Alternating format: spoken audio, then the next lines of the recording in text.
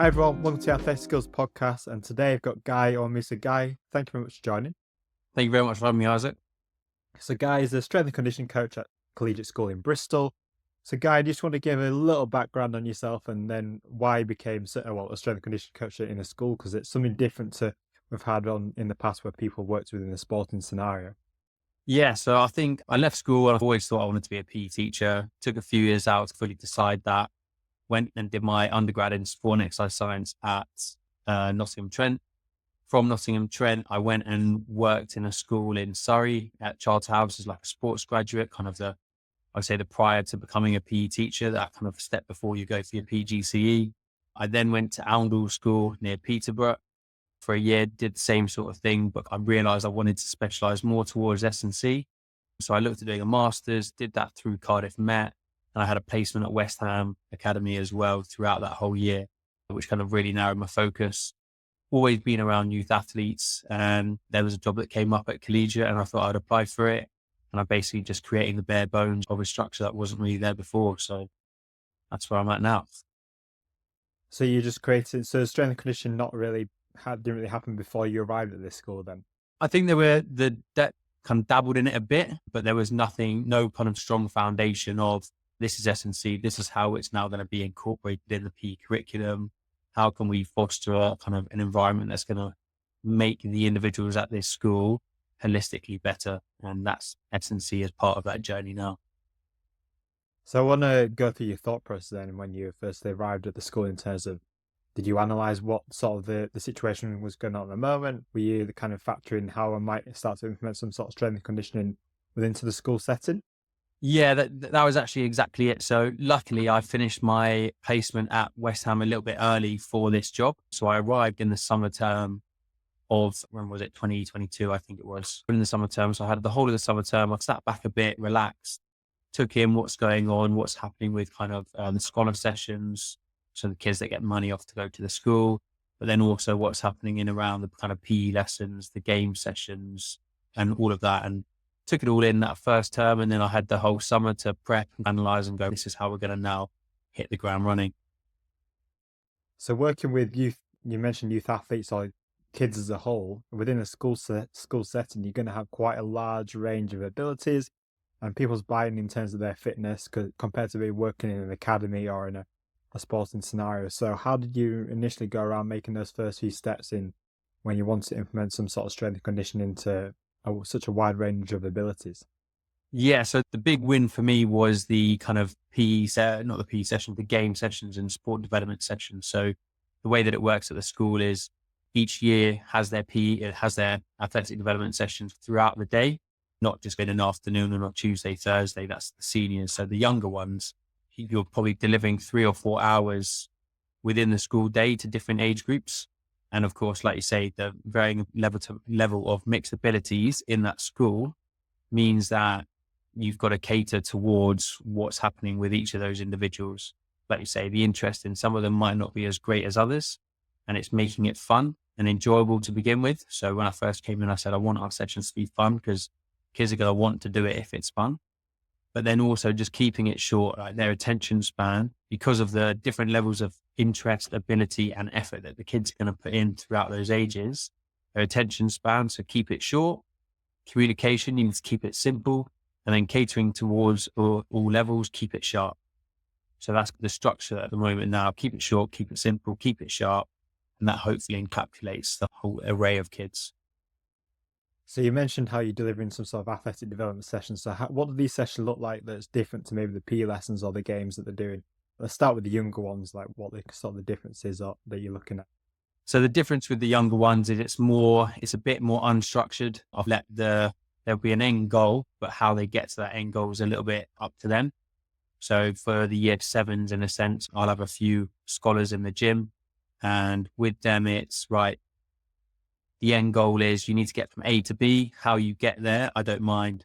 If we're lucky enough to have a bit of a rig in there, I put boxes out, like a floor's lava game. So just how they get there, they can swing on the bar, they can climb around it, they can jump on the boxes, any kind of movement that gets them over to that end goal. And why did you decide to make it unstructured compared to maybe a structured session in terms of the classic 3 by 10 and so on. I think it's just better for their development. It means they've got to become creative and they've got to think about how they get around it. Their kind of spatial awareness will be a little bit more improved in that sense as well. And it just gives a bit of creativity and imagination for those individuals on how they move their body. And then it makes them go, oh, okay, this is how I can now move my body. And I can understand that if I kind of rotate this way, rotate that way, I can get a different feel of it. And that's the thing. The feel of how they develop, how they explore their bodies is probably above all the best thing, rather than just going through that kind of monostructure. And that's not saying I don't go through that monostructure, that's for the later years, but when they're still discovering their bodies and learning how to move around, younger years, it's a bit more unstructured. As a coach with that sort of unstructured environment, because as coaches, and I know a lot of coaches like to get involved and like to coach and actually correct people and maybe get too involved in some sense. So how does it feel in terms of maybe taking a step back and allowing them to find out problems? It can be difficult at times. So sometimes, obviously, as a coach, like you say, you want to step in and you want to give them the kind of the right answer or help them towards that correct answer. But yeah, just taking that step back and understanding that it's about their development and them understanding themselves, rather than you fostering this environment that they are kind of soldiers and they just listen to instructions and then do what they tell you to do, giving them a little bit more kind of autonomy around their decision making. And I'm a big advocate for these younger ones to learn those basic movements. So how to maybe run, jump, land, crawl, roll, and so on. So these basic fundamental movements. So what physical qualities are your main thinking then in terms of programming or planning these sessions for these younger ones? So for these younger ones, I'm more kind of plyometric based. So jumping, landing, crawling, bracing, pushing and pulling, all of those are the core fundamentals that I'll go for. And then once they've got a bit of an understanding through that, they obviously see some of the older kids in the gym and they go, oh, I want to learn how to squat or I want to do this. And I'll take them through those progressions if they ask and as and when. So it's got some structure to it behind this is the outcome we're going to go for, by A to B, boxes base. And now we're getting plyometrics. We've got jumping and landing in there. So that's the main outcome. But then in and around that, how do you want them to get that? Is it through, we're just going to do some box jumps, repetitive box jumps over and over again? I think when you've got 11, 12, 13-year-olds, they get a bit bored of that. So making it fun, making assault courses for them. That's the way that I look at it. And with these younger ones, let's say you're seeing a kid maybe failing a few times and maybe they're jump and landing, how would you maybe go around maybe coaching that athlete or that child, sorry, to maybe start to correct maybe their technique? Is that through constraints? Is that through cueing? Or is that just keep repetitive in terms of until they find a way? Yeah, mainly repetitive, but I'll sometimes give a few cues. Depends on obviously what's wrong with them. If they're dropping their torso, chest up, show off your school badge, those simple cues. If you're landing strong, like you're sitting on the loo type of cue. So yeah, there's different ways around it. But again, I think the repetitiveness is what trumps all, especially with those young ones, and especially the positive reinforcement. So if I see them do it correctly, I'll jump on that and go, that's really good, really well done. Remember how that felt? Remember that feeling behind it, rather than just going, yeah, good, or not acknowledging it. Because with these younger ones, if you give them positive reinforcement all the time, that's what they crave. They're wanting you as a coach to go, oh yeah, you've done that. And when they do it, you've got to make sure you jump on that, because that then builds their confidence, encourages that good technique, and they want to get that feeling back again. And then other kids will pick up on that as well, I'm sure, because as soon as you give someone positive or praise or positive reinforcement for maybe something that they've done, then that kid will want to have the same from if they did that. So it will pass on around the group as well, I imagine. Yeah, exactly that. So as soon as you do it with one kid, and you've got to make sure you over egg it a fair bit, at least the first few times, then a lot of the other kids, they go, oh, I want that attention. I want that attention. And then they start to replicate that behavior as well. So you started to mention maybe as these kids get older, this training maybe starts a little bit more structured. You might go into the gym setting. So yeah, what you sort your thought process as those kids get older in terms of those older age groups? Yeah. So as you start to progress, it then becomes just movement competency. Okay. Can we do our squat, our hinge patterns, our lateral lunges? What about our unilateral patterns? Push, horizontal pull, push, vertical pull, core bracing, all those kind of movements are then the kind of key constructs of what we go about. And that's more so when I'll bring in the 10 times 3, 10 reps at 3 sets type thing. And then it's just about them learning and pushing themselves. And the main thing I go for them at the moment is they want to lean into their discomfort. So once their technique is down, and again, once you positively praise that, really good stuff, to saying it to some kids, everyone else starts to jump on it. Once you've got that good foundation of that technique, it's then lean into discomfort, push yourself, give yourself a go at upping the weight a little bit, going a little bit slower on the tempo down. So just adding in these little things and trying to make them aware of how they can change it. So it's not just all about me and then me telling them what needs to be changed or what they can adapt in the movements. What 3 things can you mainly manipulate with any movement? It's going to be load, it's going to be tempo, and it's going to be sets and reps. So understanding that. And that's the main thing that I'll do when I go into PE classes. So with the year 9s, I'll go through all those movements and I'll go, right, progressions, regressions of each of those exercises. What can you do? You've got 10 minutes, 15 minutes, be creative as you want and just let them go. Have fun. And why are these movements at such a forefront of your mind when you work with these kids? So why are you getting these kids to maybe squat, hinge, push, pull, etc.? What these movements give them? I just think they give them a good foundation of being able to replicate movements if they're sport athletes, get into specific positions on the pitch, but mainly just general health, like health and well-being, being able to make sure that you can move your body, you have the right strength to get moving, do what you need to do, and just build those healthy habits. Because especially with how kids are these days, they're just becoming on their phones, a lot more sedentary. So I need to just make sure they get out. And some of them, they don't even like PE, they don't like sport. If you make it fun and rewarding for them, then hopefully when they get to the age where they're able to go into a gym, they might go, oh, I remember that lesson that I had back in year 9, back in year 10. I want to try that out now. And when I was working in the school, I think one of my main outcomes for the children that I was working with is that they're confident enough to actually walk into a gym after the school and be confident to know how to create sort of a session and how to actually go through the exercises safely as well. Rather than as a strength and conditioning coach, you might always think about performance, but you mentioned health there and how such a big thing that is in terms of the school scenario when you're working in strength and conditioning. Yeah, I completely agree with that. I think it's building the confidence for those kids. And that's exactly what the structure of that curriculum does for those year 9s. It gives them the confidence to be able to go, right, okay, I may not be able to do a normal press up on my feet, but how can I regress that exercise to make it something that I'm confident in doing?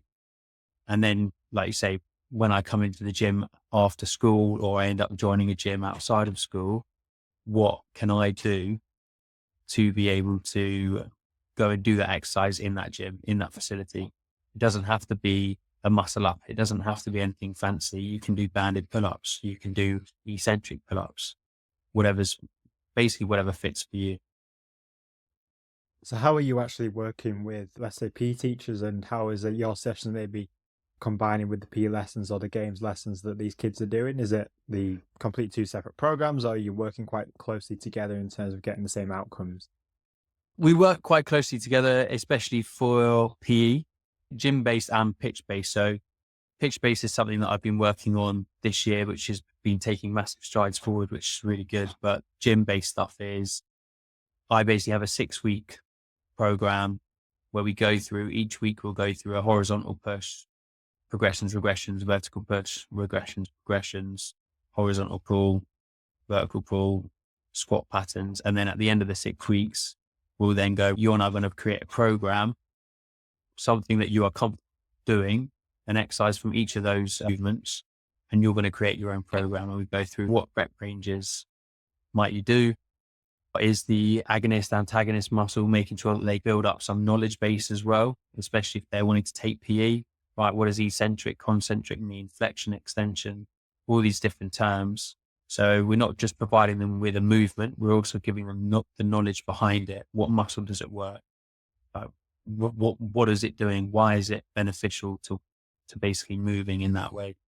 So that's the PE side of things. And then on the pitch, it's now we're going through athletic qualities. So we're looking at our max speed, our explosive acceleration, our stop fast, our turn quick, and just getting some sort of adaptation in that area. Because like you say, kids these days, they're sedentary, they're struggling to even run. There's a fair few kids that if you just look at them in a PE lesson or in a games lesson, you go, my gosh, you are struggling to run sometimes.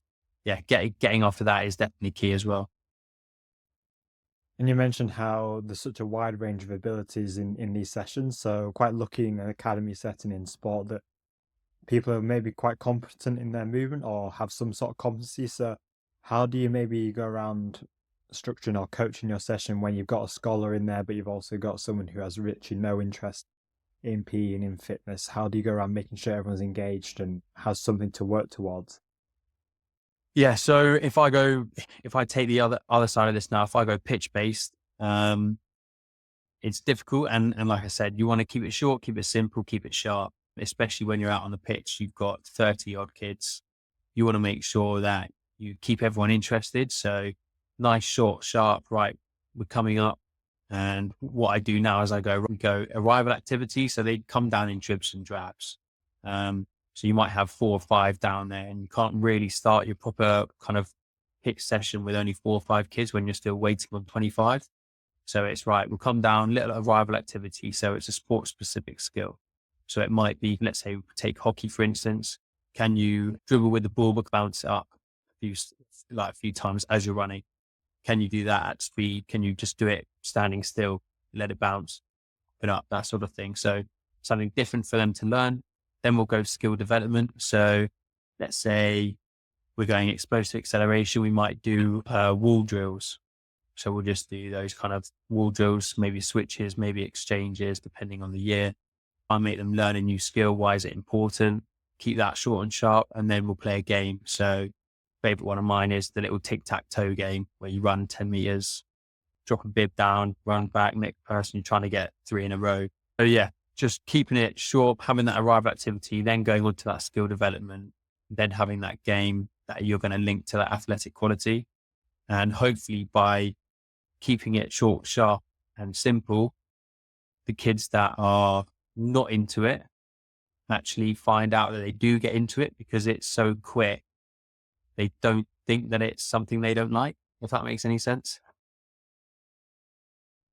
So how do you maybe within one drill, do you have maybe a couple of different regressions and progressions going on? So maybe one end, or do you have there's the more advanced ones maybe doing something different to maybe the ones that are going and maybe struggling a little bit more, or do you even pair the more advanced ones with someone who may be less ability, and do you have them working together? Is that something that you maybe thought about doing? Yeah, all of those do happen at different times. So let's say we're taking those wall drills again. It might just start with a simple exchange, so just a one-off switch, and then you might know where the A team players are. You might know where the kids who are more advanced are, and you can shout to them and go, if you feel more confident, you can try multiple switches. So you can do it in that quick sense. Sometimes I'll pair them all, group them all into teams. So I'll go, right, C's are over there, B's are here, A's are there. They're all doing the same thing, but they're in groups of their same ability for that sport. And then they play games in that group. So you're playing a game with a kid who's potentially going to be a little bit better than playing with someone who's worse and them always winning. So it's a bit more of a level playing field in that respect with them. And when you're managing these abilities, is that the same within the gym setting as well, in terms of maybe you have the different progressions and regressions and so on, or do you have role models, so maybe people doing stuff and then other people can look at those? Yeah. So I love a peer review. So I'm always on about a peer review. So I'll make sure that they know the technical points of the movement that we're going for. Let's say it's a squat, chest up, hips below, knees over toes, flat feet on the ground. So make sure they know those technical points, and then it will be, right, okay, can you replicate that? If there's someone who is exceptional at it, then I will pick them out and I'll go, everyone, look at this. What's really good about this movement? And they'll say tempo. They might say, oh, they're not moving around. And I'll go, yeah, really good. They've got their balance, tight core, all these different points. So, and then hopefully one of the players in their group will know all those technical points and they give each other feedback on it. And again, I'll say, listen, I don't want negative feedback. I want you to say some positive and constructive feedback rather than picking out what's bad. I want to tell you to tell them what's good. And hopefully they then pick up on this and then they do it again and again. And then this again with the repetition, the more they do it, the more they learn, the more they understand. I'm just curious to see how maybe you do it within your school. Do the kids maybe get feedback or like a grade or something within their athletic development like they do in PE or like they do in other lessons? Or is that just a separate thing that they have just keeping going? So they will get a grade. So towards the end of the 6 weeks, we've got a kind of level 1, level 2, level 3, level 4, level 5, level 6 criteria. So level 6 is they can perform every exercise with good technique, whether or not that's a regression or a progression. Because obviously there might be some kids whose knowledge is really good, but their actual ability isn't as good. But as long as they can perform a regression really well, they'll still hit that level. They can still hit that level 6. And then it's also about, right, flexion, extension. Do you know what those terms are? Do you know which muscle groups you're working on each exercise? So it depends. It all incorporates with each other, but they will get a grade at the end of those 6 weeks, putting them where they align. And do you do any profiling within your sessions? So do you do any, you mentioned how a big movement is within your sessions. So do you do any movement profiling or any physical profiling within your athletic development sessions? So with the older ones, I'll do profiling, more fundamental profiles. So it'll be counter movement jumps. So luckily enough, we've got an opto jump. So I'll do CMJs without arms. I'll also do one with arms just so they get a bit of that ego boost because they like seeing how high they can jump. I'll do a 10-5 RSI. I'll do a 6-second power output on a watt bike, a 10-meter sprint when I can. But again, time constraints on that sometimes doesn't allow for it. And then just for the seniors, I'll do 3 RMs. So a bench, squat, and pull up, 3 RMs with those. So older years, that's the kind of normal construct with them. But for the younger years, it's just 10-5 RSI, 10-meter sprint. And then I will group them into levels of ability. So where are you in this curriculum of being able to do a squat successfully? Are you still at a goblet squat or have you progressed onto a zombie squat or a front squat? And I'll give them a level. It's like a 1 ABC, 2 ABC, 3 ABC. So there's 9 different movements in an area and then they get leveled depending on which one they're on. And what's your main aims of these profiling? Is that just to understand for your programming or understanding just to see where your group is at? Yeah, so for the younger ones, it's more just to see how they're progressing. Have you moved on from 1B to 1C?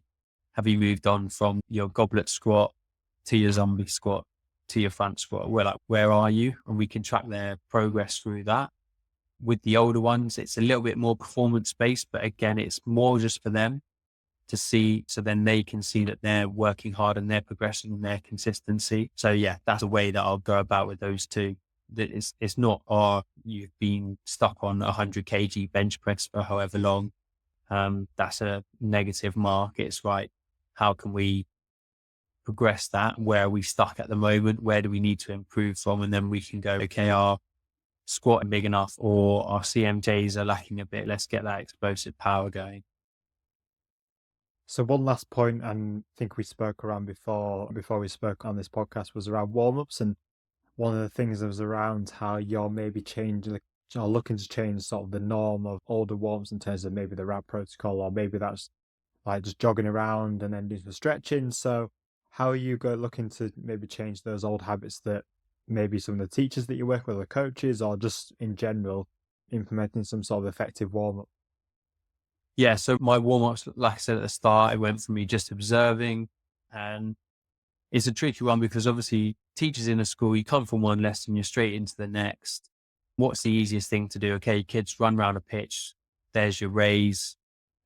Then they do the static stretching or they do some stretching. Okay, there's your mobilize, your potentiate maybe as well. And then they just get stuck in. So yeah, it was understanding the constraints that there are at the moment and how we can work around them in order to facilitate better practice. What I saw was if I can take the first 10 minutes of a session, then it gives all those teachers and coaches enough time to set up their drills.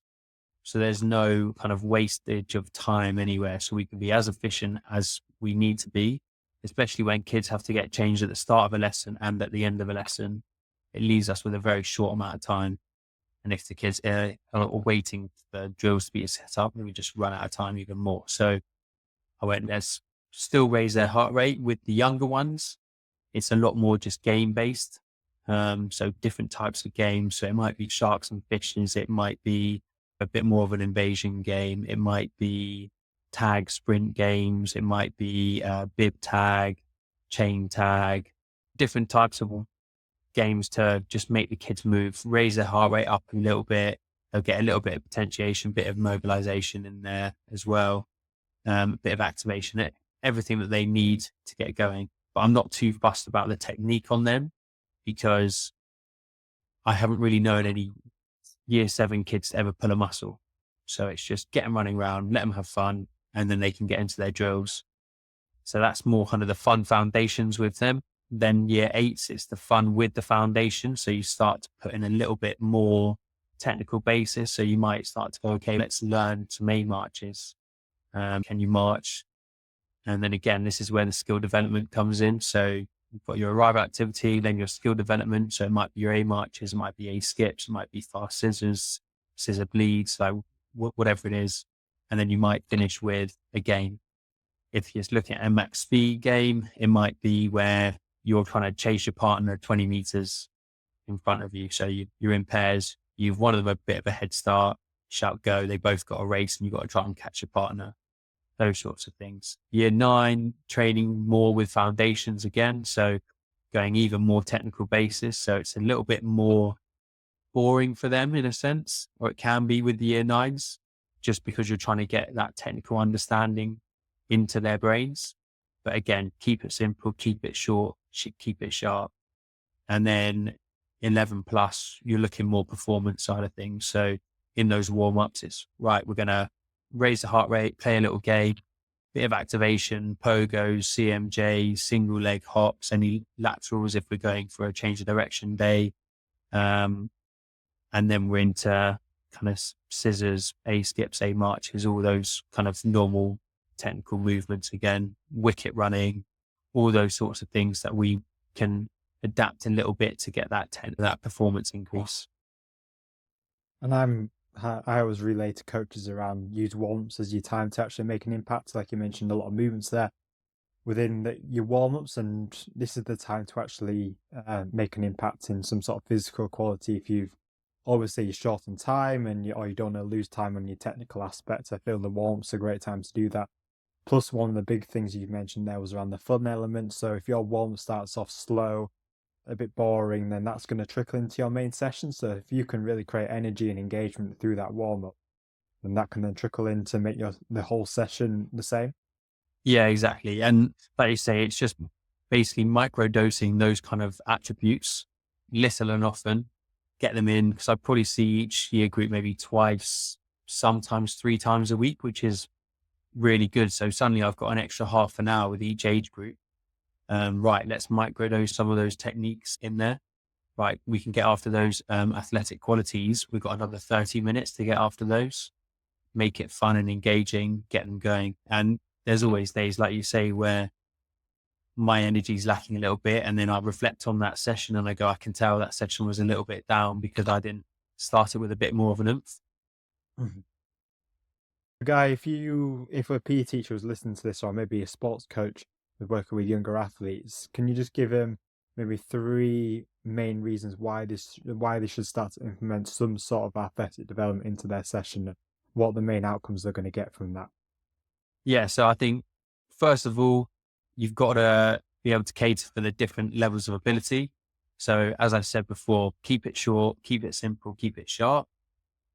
So make sure their attention span's there. You communicate it well, but keep it simple with the kids that might not have the interest or the effort in there.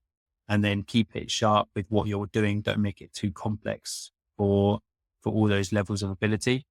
Try to hit different athletic qualities. So if you look at the four main athletic qualities we're on about, you've got your max speed, you've got your explosive acceleration, you have stop, partial, turn, quick.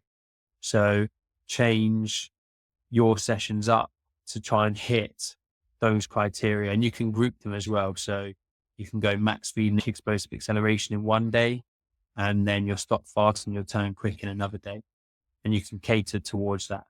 That's probably the best way to go about it. And then finally, keeping it fun, keeping it engaging, and bring as much energy as you can, because the kids will start to really see a change, or you'll even start to see a change in the kids' abilities really quickly. From when I first started at collegiate to now, the levels of ability are a lot higher than they used to be, but also their understanding of why they're doing what they're doing is really important. And that's also improved. So, Guy, thank you very much for joining. I appreciate your time and some great insights into something maybe different that we all have had previous on with people working in sports. It'd been good to have maybe someone within the school scenario and chatting around how that might be look rather than for a performance setting. So if anyone's got any questions or want to see a little bit more of what you're doing, is there any way people can get in touch with you? Yeah, definitely. So just message me on LinkedIn. LinkedIn's a really good one, Guy Sandys-Renton. You can drop me an email at my school email address, gsandys@collegiate.org.uk. They're probably the two main ways to get to me. Yeah, that's basically it. Just jump on them, drop me a message, and I'll get back to you. No, I appreciate it, Guy. And thank you very much for joining me and having a chat. And appreciate your time and some great insights into what you spoke around there. Cheers, I think. Thanks for having me. Thanks, Guy. Cheers. Thank you so much for tuning into this episode of the Athletic Skills Podcast. I hope you enjoyed our discussion and found it helpful in learning more about impacting your youth athletes' movement and physical development. If you did enjoy this episode, please take a moment to give us a subscribe and share to any other coaches or teachers that you think it may help. Also, if you have any feedback or topics that you'd like us to cover in future episodes, please feel free to reach out to us on social media or on the email in the description. And we'll be more than happy to try and tackle those challenges you are facing as a sports coach or a PE teacher. Thank you very much, guys, for listening. I look forward to speaking to you soon.